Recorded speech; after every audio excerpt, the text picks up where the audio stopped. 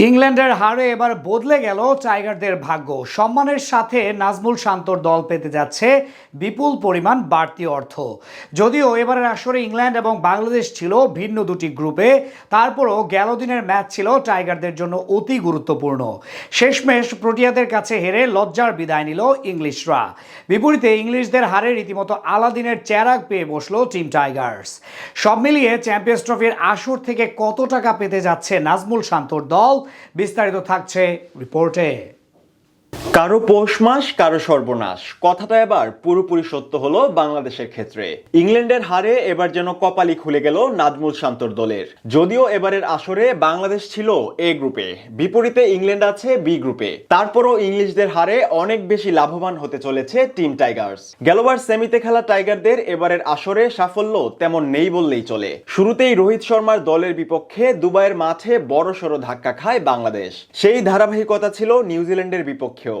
দুই ম্যাচের দুটিতে হেরে শেষ ম্যাচে পাকিস্তানের বিপক্ষে মাঠেই নামতে পারেনি লাল সবুজের প্রতিনিধিরা।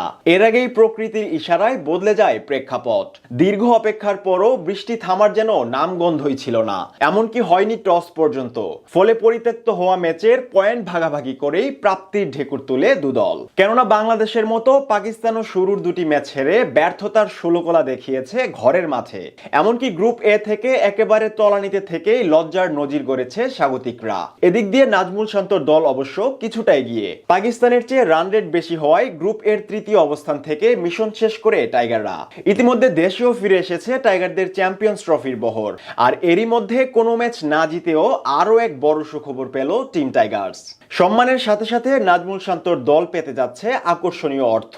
আর অন্যদিকে কপাল পুড়ল ইংল্যান্ডের, একরাশ হতাশা নিয়ে আসর শেষ করলো দলটি। গেলদিন দক্ষিণ আফ্রিকার বিপক্ষে শেষ লড়াইয়ে মাঠে নামে ইংলিশরা। যদিও গ্রুপ বির খেলা, তারপরও এই ম্যাচের উপর নির্ভর করছিল আসলে টাইগারদের অবস্থান কততম হবে। আসর শেষ করার আগে সপ্তম স্থান থেকে মিশন শেষ করেছিল বাংলাদেশ। তবে গেলদিনের ম্যাচে প্রোটিয়াদের কাছে হেরে বসে ইংলিশরা। ফলে অবস্থানের উন্নতি ঘটেছে টিম টাইগার্সের। কেননা এবারের আসরে একটি ম্যাচও জিততে পারেনি ইংল্যান্ড। ফলে শূন্যই পড়ে থাকলো তাদের পয়েন্টের খাতা। এই সুবাদে পয়েন্ট টেবিলের একদম তলানির অষ্টম স্থানে জায়গা পেয়েছে তারা। বিপরীতে বাংলাদেশ উঠে গেল তালিকার ষষ্ঠ স্থানে।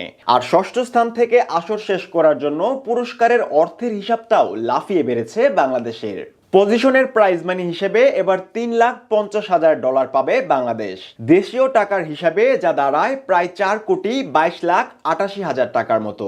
তাছাড়া আসরে অংশগ্রহণ করার জন্য বাংলাদেশ পাবে $1,25,000 বা $1,51,03,000 টাকা। অর্থাৎ সব মিলিয়ে চ্যাম্পিয়ন্স ট্রফির আসর থেকে টাইগাররা পাবে $5,74,00,000 টাকা। আর যদি ইংল্যান্ড জিতে যেত, সেক্ষেত্রে সপ্তম অবস্থান থেকে সব মিলিয়ে বাংলাদেশ পেত $3,10,00,000 টাকা।